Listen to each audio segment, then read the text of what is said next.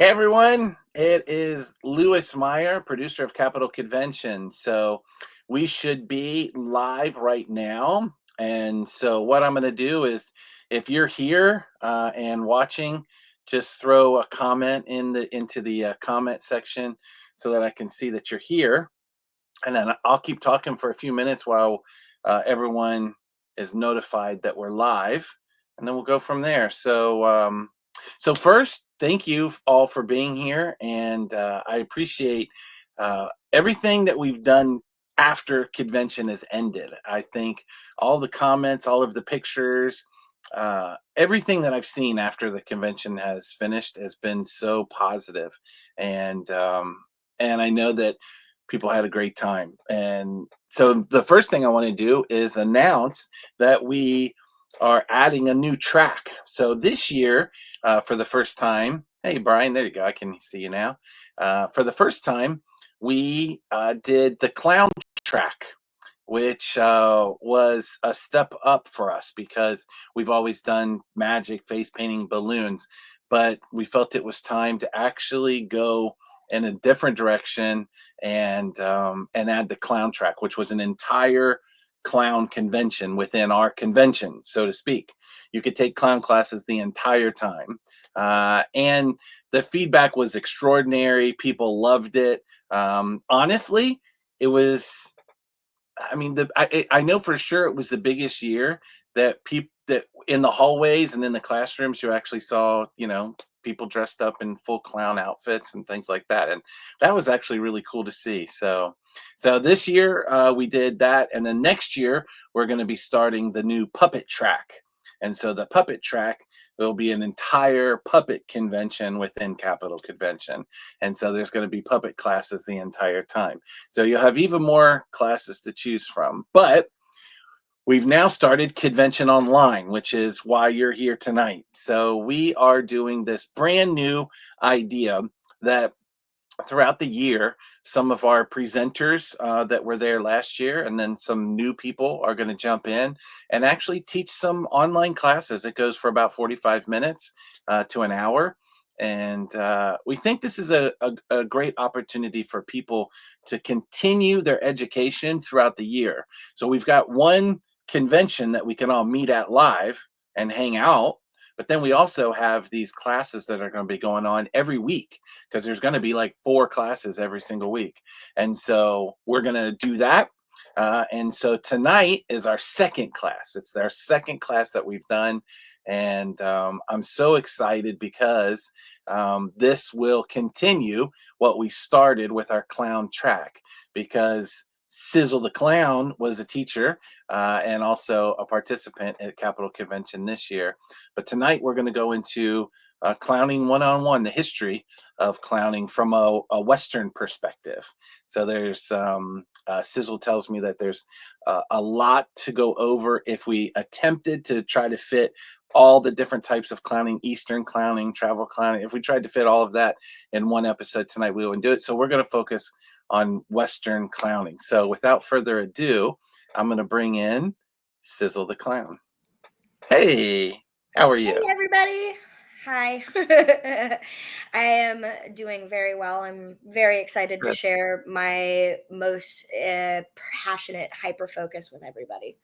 Good. I'm excited too because I actually don't know this information. And so this is, I'm going to sit back, and I've got my drink with me, and I'm going to sit back and listen and find out, learn some information. I think I told people before that as children's entertainers, or basically as entertainers, we need to have a more well-rounded information. We need to have this type of stuff. So if you're just a face painter or a balloon artist, having a history of children's entertainment, which would mean clowning, I think is super important. So I think what you're going to do tonight, everyone's going to enjoy. Absolutely. I am a firm believer in the fact that everybody should learn how to clown.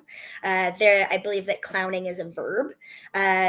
To like the act of creating a clown is a character. The red nose, if you choose to wear a red nose, or an exaggerated perception of self, is something that you invest in and you build and you create. But to clown is so intensely human and so authentic and is the sheer basis of storytelling. So if you are standing in front of an audience in any capacity, your best bet is to practice that more intensified version of self so that you get comfortable with being silly or being awkward or being a more dramatic person, and it's not it doesn't look uncomfortable, it doesn't Yep. look put upon, it feels natural and it's easier to connect with. Being Well, genuine is hard. yeah, I totally agree with you because I've taught I've taught face painters and builder artists some business classes, and I try to explain a concept of being entertaining while you're twisting balloons or painting faces, and that's where this information would come into play. I taught at Absolutely. convention this year how Charlie Chaplin, how vaudeville, how the comedy from vaudeville actually that magicians can learn from that, and how to make Mhm. their acts even better by just using Charlie Chaplin as an example. So I think Exactly. we're set. So I'm going to step away and let you take over, but everyone have fun. I'll see you in just a little bit. Fantastic. Thank you so much for the floor. So a little bit about me. I am Sizzle the Clown. People, my human name is Racine Celeste, but most people know me as Sizzle the Clown. I'm from Washington State, but I'm currently traveling with AgriGolf, which is Lee Andrews' production. So I spend a lot of time dressing up in a dumb outfit and talking confidently in front of audiences of all sizes. And I figured out my sense of self through clowning in the same way that some people get like really into Jesus. About the time where I needed to find meaning in my life, I started connecting with the clown character and finding passion and meaning in my life through theater and through performing and learning more about clowning. So I got like into it. I have a wildly extensive knowledge of all things goofy, and you are going to sit and you're going to listen to all of the things that chatter around in my head. And as somebody with ADHD, we might get little off on a drift. So I did ask Lewis to like keep me in track, so he'll pop in here and there. But when we're talking about human history, we are largely talking about oral tradition. We only in a very short amount of human time have we communicated using the written word or using telephone or using communication outside of just telling each other facts. And the very first version of theater started way back when, with in Mesopotamia, in some of the first spaces of human civilization. And it was mask theater. It was communicating very base concepts of like taboo and belief and religion and lifestyle choices to a very niche audience of just the people that lived in those teeny tiny communities. And in order to keep people entertained, you can't just like lecture at people. Nobody really likes being lectured at and given straight facts. So there had to be comedy and tragedy. The birth of comedy and tragedy happened in the birth of theater. And if you want to be like grand about it, that was when the first clowns started coming up. The most dramatized version of silly happened in relation to like just telling people concepts about the belief structure that happened in Mesopotamia. And a significant amount of theater from Mesopotamian theater onto Roman theater and onto Egyptian theater and all the way into del arte was mask theater, because at makeup is largely just color in goo, and you can get color, but not all color is healthy for our skin, and not all goo stays for a while. So the development of makeup was much longer in time than just carving a mask out of wood or developing a mask out of leather, the things that are more widely available. And mask theater is just the space of putting a mask on and using those masks to tell characters. Each of those masks told a specific character, and that is how people told story of their gods or their kings and queens or the triumphant return of their warriors, right? We can follow this this conversation of religion all through human history. We cannot separate human history from religion at any point in time. So we also can't separate human history from entertainment. So much of how we communicate is through entertainment. If we think about, say, English history or German history or European history at any place, we were confined to our tiny little spaces. You didn't have music unless you could make your own music. You didn't have entertainment unless you had a particularly entertaining friend. People would work in the fields or work in their specific talents, and they would all go to the centralized meeting house, whatever that looked like, to share stories of their day or of their history or sometimes people would come around from neighboring villages, traders and other sort of travelers would come and tell stories from things that were happening like 40 miles away. Was really far away when you're traveling by foot or by donkey. So having people travel to tell stories was how the troubadour was developed, the bard, the tiny troops of traveling conversationalists for the most part.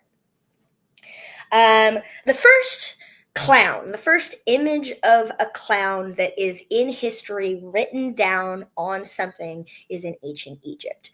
And these were like pygmy characters. They were tiny, tiny people. This is about 2500 BC, and they were people that were brought in to just act silly in front of pharaohs. They were written down on papyrus and on like cuneiform, and that was the first concept of an entertainer that only existed to tell comedy, period. You can see the concept of the clown developed a little bit more into Roman history in about 4th century BC. The concept of, bread and circuses. Everybody wanted to be entertained, and that's how they paid it. Like, that's how they controlled the larger version of people, was they gave them entertaining things and made sure that they were fed so that they could maintain civilization in that space. And so the more entertainment you could put in the most accessible form, the better. So they had the Colosseum, and they had like silly things happening in the Colosseum, but they also had gladiator battles, and they had all sorts of things that were available to the common person.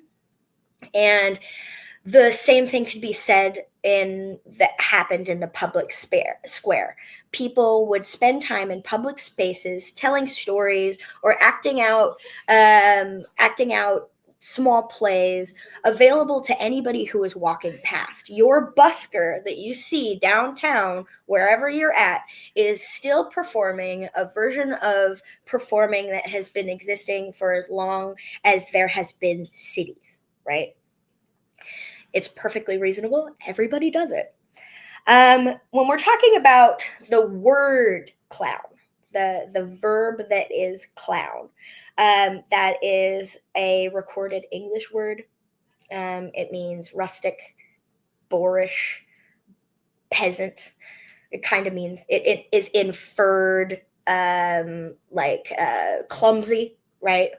But the first conceptualized version of a silly character was actually through, like, in Western civilization, comes around the time where the church is getting big and needs to spread.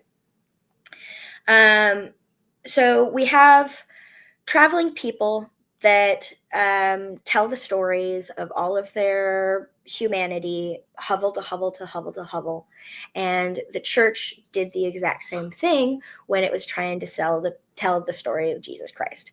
They would send people out. They would send pastors and priests out to discuss and proselytize. And you, once again, we're going to cycle right back to, you can't just lecture at people. You can't just throw words at people and hope they believe in what you're trying to say. You have to make it entertaining, and you have to make it heartfelt, and you have to make it real. So they started doing something called passion plays.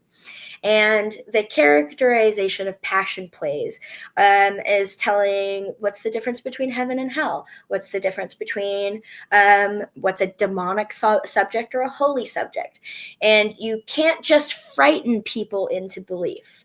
One of the things that will always make people laugh are body noises and watching people get their comeuppance. This is an inappropriate way to describe it, but people always understand what I mean. It's functionally ow my balls humor. You see that in America's Funniest Home Videos. You see that in the Three Stooges. If somebody gets hurt, that's an automatic consequence. But the same consequence can be derived from watching somebody sin and then get punished by the devil. But you can't have that devil character be always terrifying. The conversation of the devil is that he is easily followed because he is charismatic. So they created this devil character to be charismatic and be something that a fool would follow. And they had to make him kind of funny. Yes, Schadenfreude, you're right. So they had to make this character kind of funny. The first technically funny masked character that was wildly prevalent in Western civilization was a version of the devil. And there can be said through all of history, where there's a significant amount of kings and queens and emperors and empresses, that they always would have somebody that was in charge of their entertainment and was always somebody silly. So that devilish character was often somebody who would be a court jester. A court jester existed specifically to alleviate the tension in the court. This is somebody who had the ability and the social bearing to speak truth to power. They often mocked and made fools of whoever was in opposition of the time, and they often spoke opposite to whoever was the holy speaker at the time. So when we were talking about the spread of Christianity as well into all of these like feudal systems, they kind of meshed, and they built a weird social bracket where jesters they weren't always the most friendly. They weren't always telling these joyful stories. They were often, some stories are like, they juggled the heads of the bad guys, or they would, make a mockery of whomever was speaking loudly against their preferred ruler. So, and you could never really tell where they were coming from. So they were kind of viewed as tricksters. They were often anarchistics because they had the ability to speak truth to power, and they were very powerful in the court.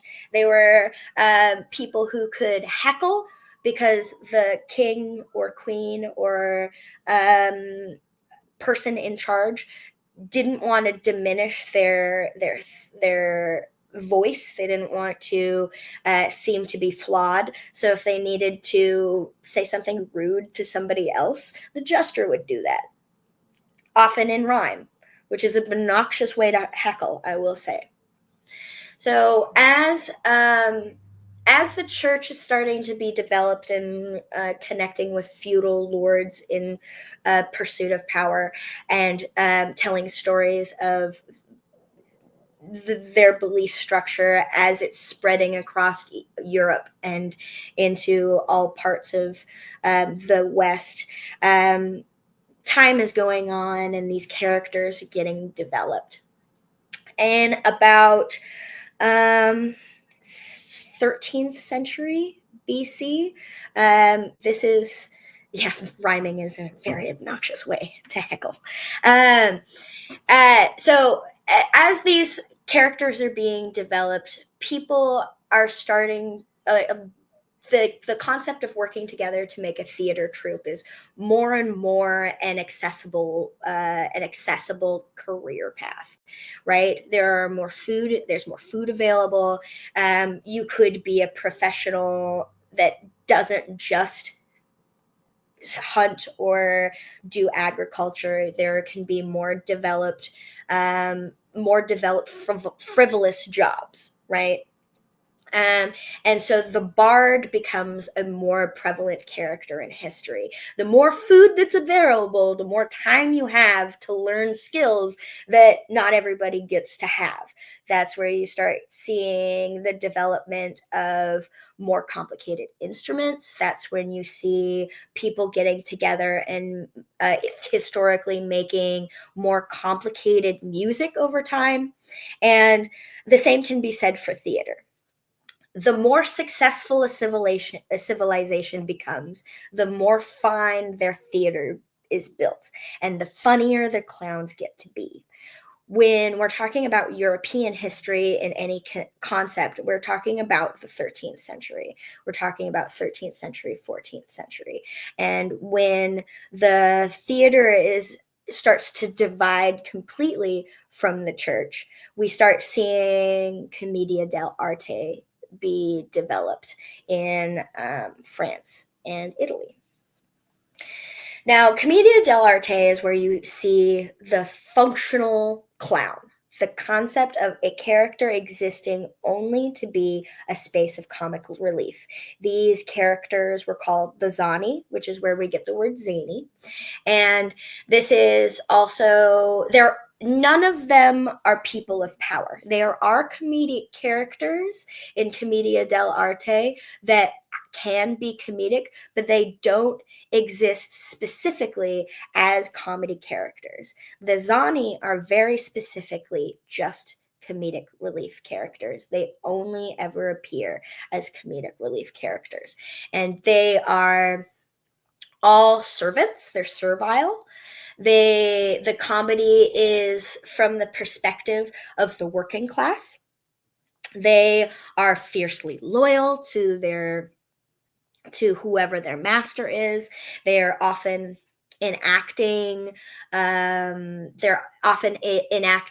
weird comeuppances for their masters, and the characters that stand out most as zani to me are Arlecchino, or the Harlequin, the Perot, who's the traditional sad clown, and Pantalone, who is also a comedic character. My personal favorite is the Harlequin, because he is where that devilish character from the Passion plays developed into.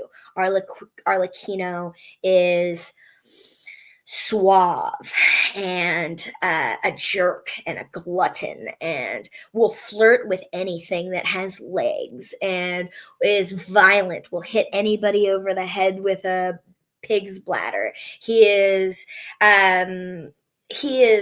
every sort of sin kind of combined into one.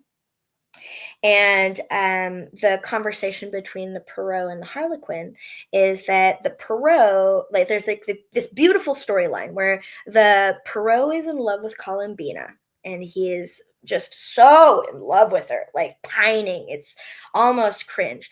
And the Harlequin kind of sees this going on and is like, I got this. I know what to do. Hey lady, and steals the attention of um, Columbina away from the Perot, which throws the Perot into just the most dramatic mess, and it never gets better. And there are other storylines within Commedia dell'arte that are complicated and weird and ridiculous. It's almost exactly a like a like a sitcom, like a patterned sitcom, and 90% of those exact sitcom characters that were developed in Commedia dell'arte actually exist in sitcoms that exist today, and I'll get into that if because we are just in the 13th century now. So, and we're only 30 minutes in. We could talk about Commedia dell'arte for hours and hours and hours. But in order to get everything we need to get into, we need to jump a century and talk about French clowning around the Renaissance. Buffoon clowning is something that is also developed around the time when there was a lot of food, but also a lot of strife. Buffoon clowning was built in 14th, 15th, 16th century France. The church was very prevalent in Paris and did a lot of really weird things in terms of who was valid and who was not valid in social classes. If you were an undesirable, you were completely thrown out of Paris. When you watch The Hunchback of Notre Dame, and they have the King of Fools, that is something that actually 100% happened. They would throw out lepers, they would throw out sadly brown people, they would throw out anybody that was poor or missing a limb, or particularly, it doesn't show Paris in a great light. They would kick them out of Paris, but they would invite them back in for the Festival of Fools, and whoever seemed the most funny would be kinged champion of the Fools. And now this is socially a total hot mess. So all of these people who did not have a voice would band together and showcase how heinous and terrible this was to the ruling class of Paris during the Festival of Fools by putting on pantomime and making them look absolutely terrible. They would put on the airs of the wealthy and reflect that back to them. However, in most corrupt societies, is a really easy way to get you very murdered. So they had to make it very funny. The funnier you are, the safer you were. So they would pantomime the wealth back to the wealthy hilariously and be like, "Nee, nanny, boo boo, you guys are totally awful. It's real funny though." And that is the beginning of a buffoon clowning style, the Buffon clowning style. It is still something that is wildly prevalent in clowning today. If you see drag, or if you see a lot of there's like a Philip Gaulier school of clowning is very into buffoon style clowning. If you see you could sit and talk about Gaulier clowning also for hours and hours and hours. It's a very specific kind of critique to the masses, and it is hilarious. It is anarchistic and raw, and has a significant amount of flavor. An example of this would be Red Bastard. You could absolutely look him up. He is a modern buffoon clown, and he looks ridiculous. It's 10 out of 10. Write it down. Look it up. You'll love it. But this all, like, from dell'arte into a modern image of clowning, is only about 200 years. Because the most modernized historical clowning human being was somebody called Joseph Grimaldi. Joseph Grimaldi's family was like 10th generation Commedia dell'arte. He studied dell'arte as he was growing up, and in his 20s he developed his own clown character. And his clown character was a infantilized adult male wearing the children, like a childish clothing, talking in a high voice, eating nastily, and it blew the minds of the populace, because why would a grown man act like a child? Why would that happen? Who would even begin to believe that that's a thing that a grown human would choose to believe, to act like? And he called this clown Joey. Joey had a white face and clothing that was too small for him or too large for him, depending on what size. And he painted his mouth red and his eyes blue, and he was as similar to our modern clowns as history has developed, right? He is the first clown that you would recognize to be a clown of today. And he performed pantomime. He was on some of the largest stages at the time, and he was just crazy on stage. But he was going through some stuff, so he was catatonic off stage. He had a really rough life. His story was told by Charles Dickens. It's a heartbreaking story. He dealt with mental health issues his entire life, and he let it loose on stage. He called truth to power. He was a strong anarchist, and he lived most real on stage in his clown character. And that clown character was so powerful that it has shaped every clown character that happened after him. Because he was so big, he was such a big superstar, a significant amount of circus clowns picked up this face. He is the first white face clown. And in the circus, there are 3 types of clowns. There's the white face clown, there is the Auguste clown, and the character clown. Now, in modern circuses, there's functionally 2 types of clown. There's the ringling clown character, and then there's the European clown character.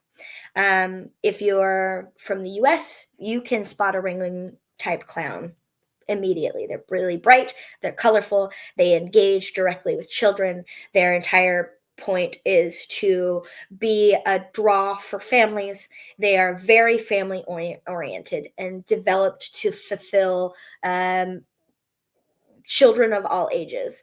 And the European clown is leans a little bit more to the grown-up. It embodies a little bit more of the 4 passions of theater: sad, mad, glad, and afraid. And they're a little bit more avant-garde, I would say. But when we are talking about Americanized clowning, when we are talking about clowning that is specific to our side of the world, the most prevalent world that developed our clown characters is the circus. The circus was massive. The circus was huge. I actually just recently went to Sarasota, and I went to see the Ringling Museum, and I did not have an actual concept of how large the circus was before semis started traveling us all around, until I saw a room massively large, filled with not just a full circus train, like a model circus train, but all of the support tents that would support one singular circus. And we're talking about people that took care of the horses, people who fed the mess hall. We are talking about people who worked on costumes. We are talking about people who took care of animals. We're talking about the clowns and the acrobats and their support humans. And we're talking about the people who would erect all of these tents. And it is a small city on wheels, so large that in World War I, the army watched and kept track of how the circus traveled all of their people and all of their animals and all of their needs from town to town to town using trains. It was fundamental to the success of how we communicated troops and humans in World War I. And in the circus, you have those three characters: the white-faced, the Auguste, and the character clown. The white-faced is often has a highbrow, very delicate, very gentle, not often the butt of jokes, but a victim of hubris or a victim of overconfidence. The white face projects wealth, the white face projects power, and the white face projects a regal image. And then you have the Auguste. The Auguste has the red nose, red cheeks. It's the image of the alcoholic, the image of the buffoon, the idiot, the dumbass. And that character is the one that would, if a pie is thrown, the Auguste will take the pie or be the one throwing the pie. And they are the ones that generate the conflict, whatever conflict is in the story. And the character clown, whatever character is an image in the storyline, whether it's a cop or a doctor or a chef or a prisoner or the tramp clown, is the one that often has to deal with whatever conflict that is happening between the white face and the Auguste, whether they're taking the pie or having to interact with the direct calamity that the Auguste is making. They're the ones that have to handle the conflict. And so many years of circus, hundreds of years of circus was built upon these storylines that these clowns would tell. We're talking about setup and teardown times. They would have the clowns out. If there was something that went wrong, they would send the clowns out. The concept of send in the clowns is to fill in space wherever there needs to be space filled, wherever there needs to be that you direct the eyes to somebody, a clown would come out and do a skit or a magic trick or interact or do something silly. And so the clown would be as familiar to the audience, whatever audience it was, as the ringmaster, who would be the MC, or would have the most speaking time.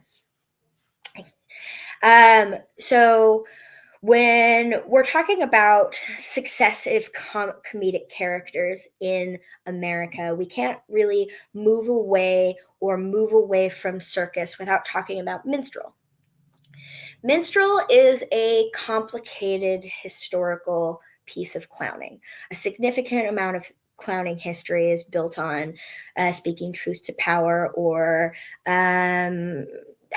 the opportunity of the working class to speak whatever their needs are to generate drama.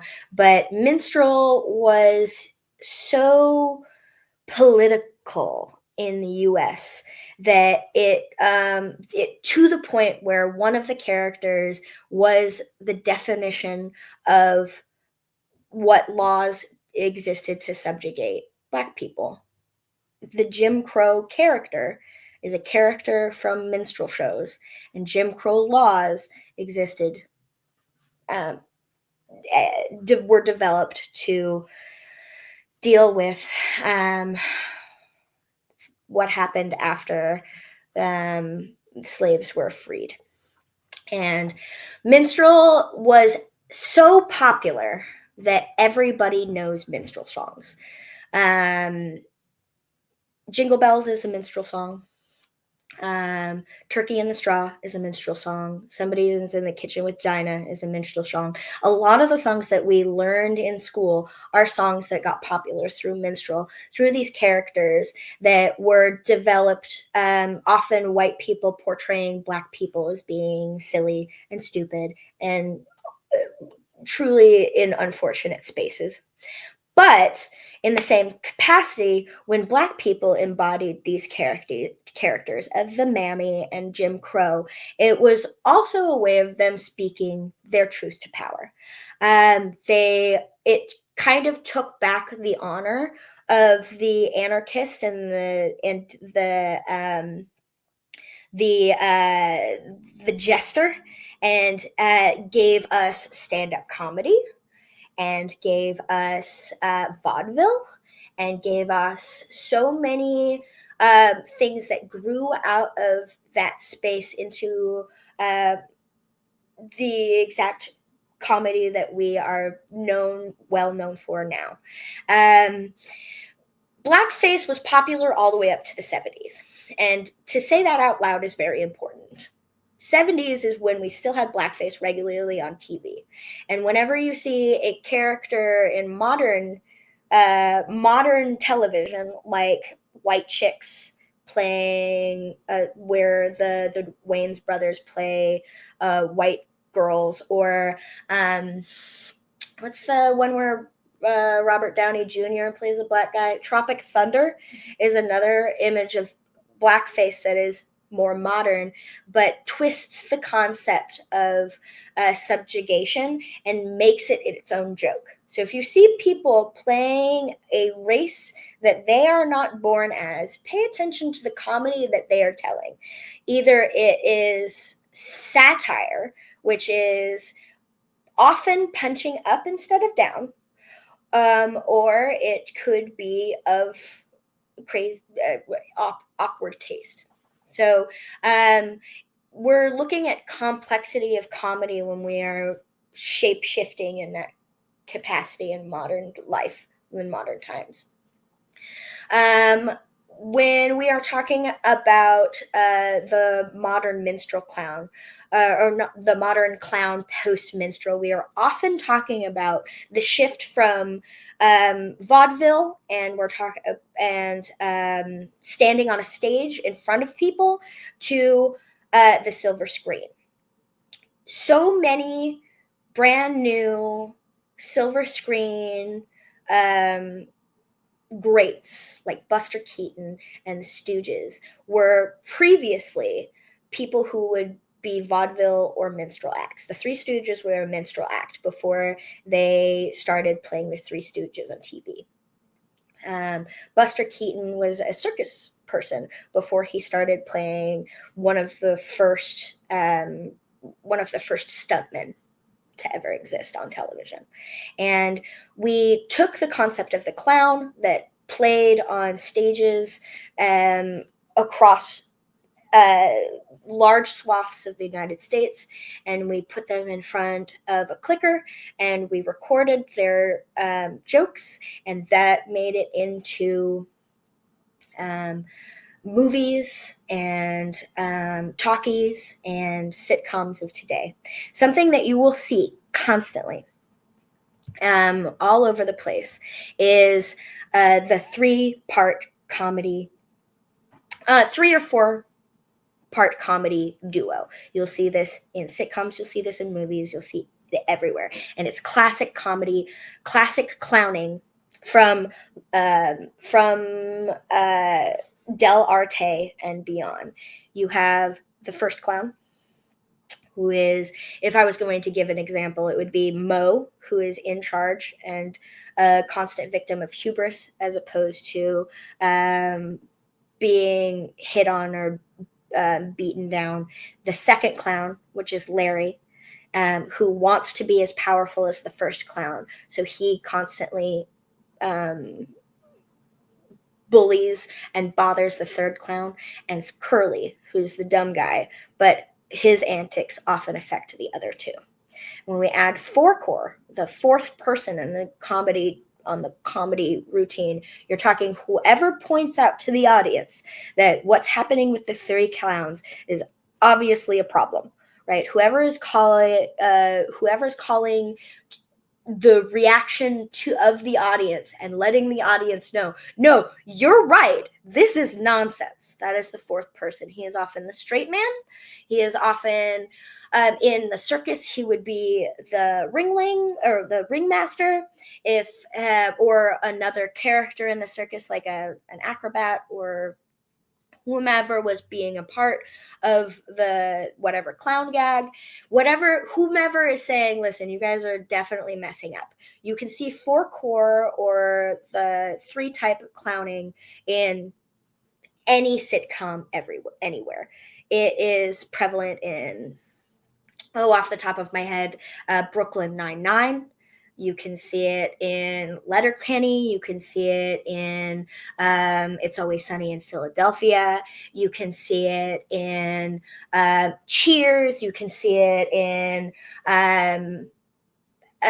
anywhere where there is drama. There is a person in charge who is calling the shots, somebody who wants some concept of power or to get their voice heard, and somebody who is just having a good time and not necessarily affecting the storyline except to cause drama. Now, something that I want to touch on, because we don't have too much time left, is 20th century clowns, the most modern clowns. And you have Charlie Chaplin, who's the tramp. He is the quintessential tramp clown. We have hospital clowns that started in around about 1960s. They were the ones where we started being more sensitive to the needs of psychiatric patients and paying attention to bedside manner and realizing that laughter and pleasantness does help people who are going through hard times, either mentally or physically. And you get to start seeing clowns come up in reconstruction of war-torn areas. Something that's near and dear to my heart, because I started out as a haunt clown, is the typecast of the scary clown, which started in around about the 80s, late 70s, early 80s. And that's the clown cult. That was kind of pulled from proselytizing clowns that maybe didn't pass their clown school exams with a full 100 C student. People talking about big emotional feelings has effect on audiences, and if you just don't nail it, that can be intimidating. And that imagery, along with John Wayne Gacy and some of the other things that were happening, developed this character of an intimidating clown character. This anarchist got scary again. The devil came back into clowning and got wildly popular, which was questionable for people who had been making their living as a children's star clown for a really long time, the bozo model. But I think that we're kind of reaching an understanding where scary clowns are very popular because they're accessible, and kind of moving back into the traditional clown realm. Scary clowns were very popular for about 10-20 years, and now the people that are drawn to the scary clown character are drawn into dark circus and the history and lore of circus and paranormal cirque and the talents that made clowns and circus folk powerful as we go. One thing that I also want to say is that when we're talking about modern clowns, people who portray a dramatized version or conceptualization of self in media, They are very rarely wearing a red nose these days. I am talking about comedians like The Rock. The Rock is a clown, and I'm making a pause so you can think about it, because he constantly portrays a caricature of himself that is easily recognizable and is easily connected with. And it's often a caricature of masculinity of some concept. I would say that like the SNL, and if it come from SNL, they're probably a clown in their own right, because they're playing a caricature of self.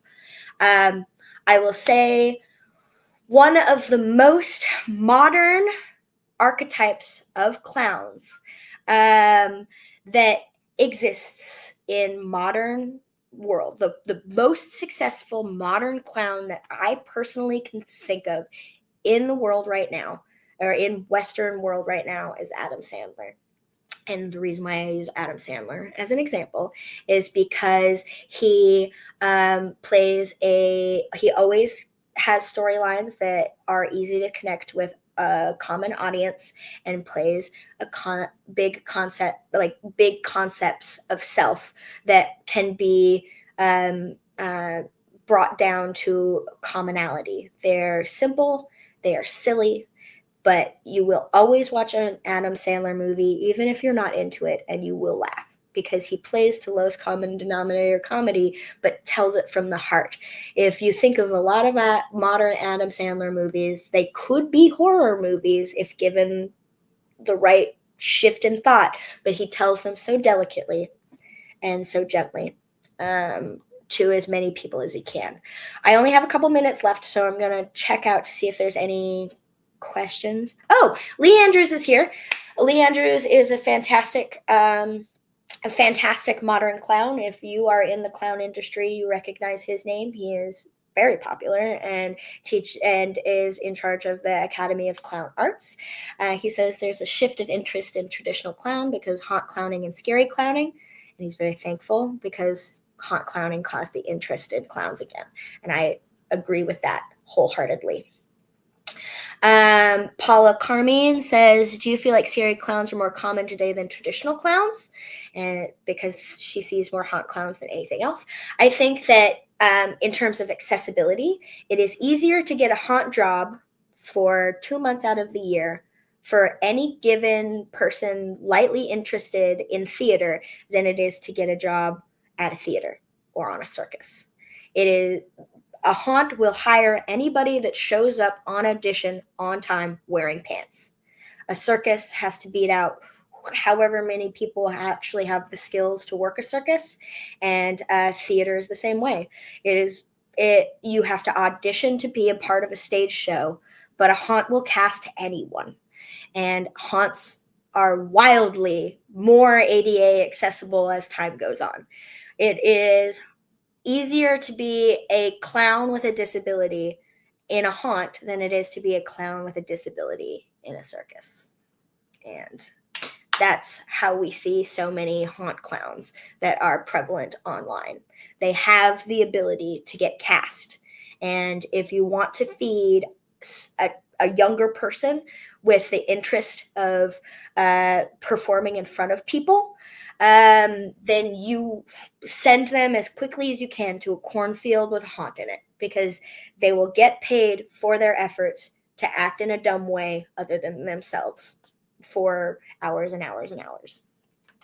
Alex Raposoni says 50 First Dates is a horror movie for sure. Agreed.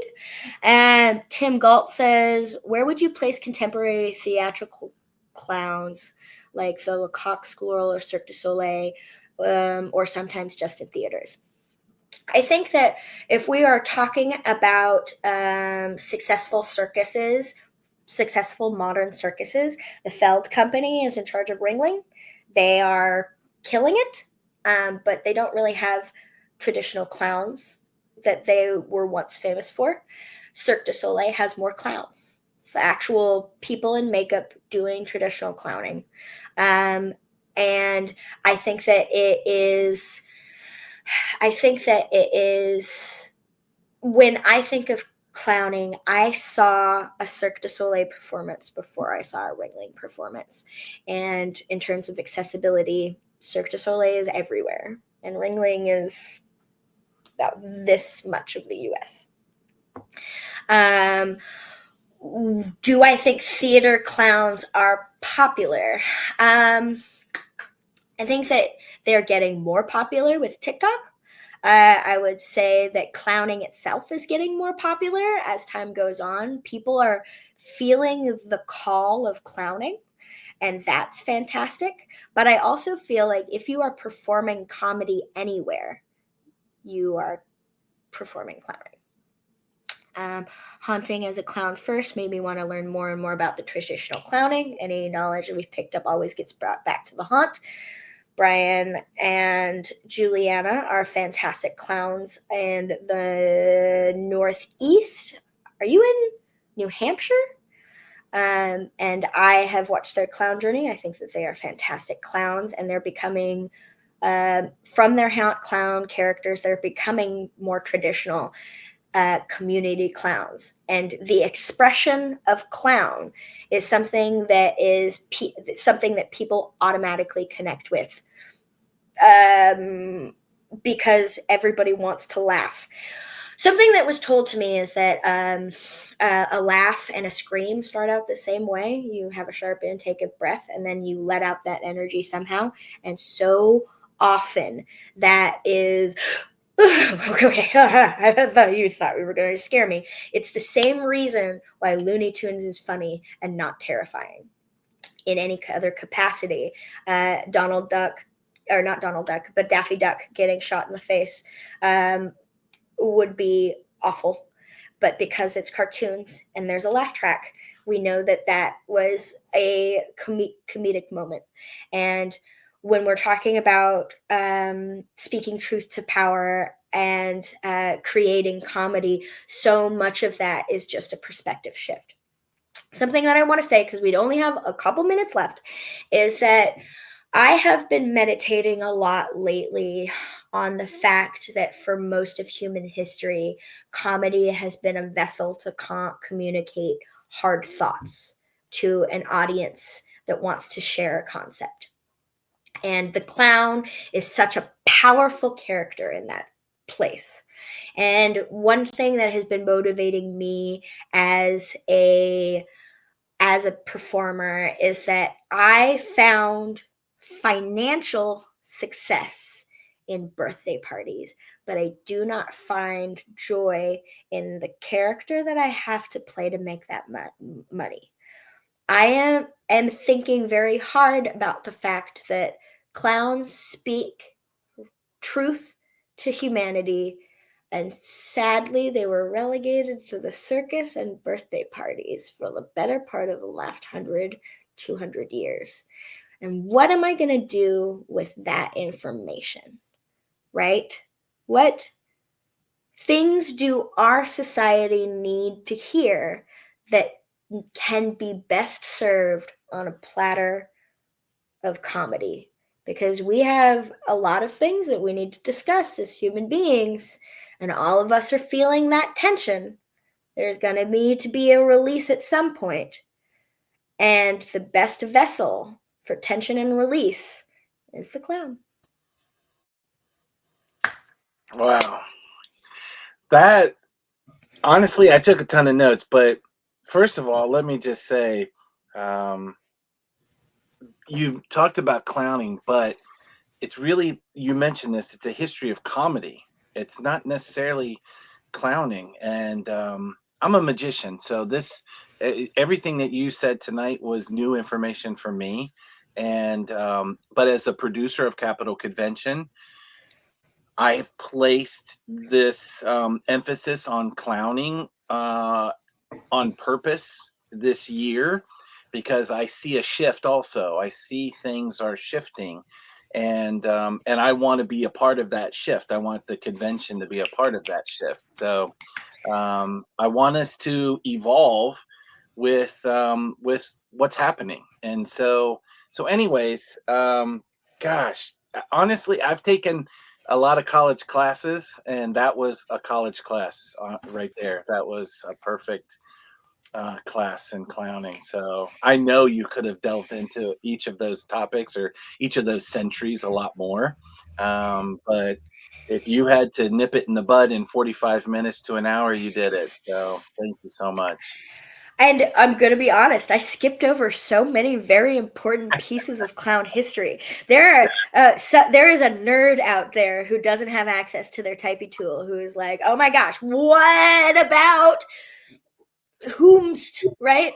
Um, Yes. any book or resources you can recommend for us to learn more about the history of clowning? I'm going to be honest, my suggestion is to go out and find an older clown and listen to them talk. Mm, Oral traditions are very important, and we have fantastic greats that are still in our midst that are dying to share their experience. And sometimes that's packaged in an interesting way. I went to COAI recently, and that was an experience. I have heard of WCA, and that's something that's available as well. But if you find a clown performer and ask them about their clown, you will not get them to be quiet. Just find somebody and talk to them. They are real life human beings out there willing and ready to share their history and their knowledge. Communicate with the clowns. They want that so badly. yeah, I totally agree with you too because there's a tradition that's there, and honestly, if you speak to anyone who's been doing anything that we do for a long time, we're going to learn something from everyone. And so Yes. I think that there's something to be said about taking tradition and modernity and combining the two of them together, and that's I think that's what we have to do to evolve, and I think that's where we're heading. So, and exactly that's what you know, that was what your whole lecture was about.